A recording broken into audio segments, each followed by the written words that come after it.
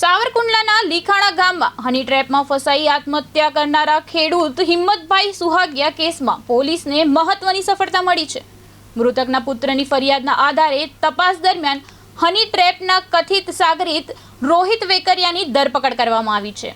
આરોપીઓ દ્વારા ₹3 લાખની માંગણી કરવામાં આવી હોવાનો આક્ષેપ છે, જેમાં 80,000 રૂપિયા ચૂકવ્યા બાદ પણ દબાણ યથાવત રહેતા ખેડૂતે આત્મહત્યા કરી હતી। પોલીસે આરોપીના 4 દિવસના રિમાન્ડ મેળવ્યા છે, જ્યારે હિના નામની મહિલા સહિત અન્ય આરોપીઓની શોધખોળ શરૂ છે।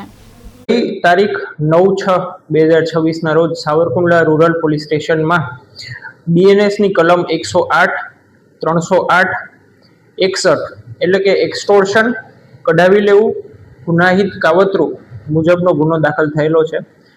ગુનાની વિગત એવી છે કે જે ગુનાના કામે મરણ જનાર છે હેમંતભાઈ સુહાગિયા, એમને એક હિના નામના મહિલા જોડે છેલ્લા 1 મહિનાથી વાતચીત કરતા હતા।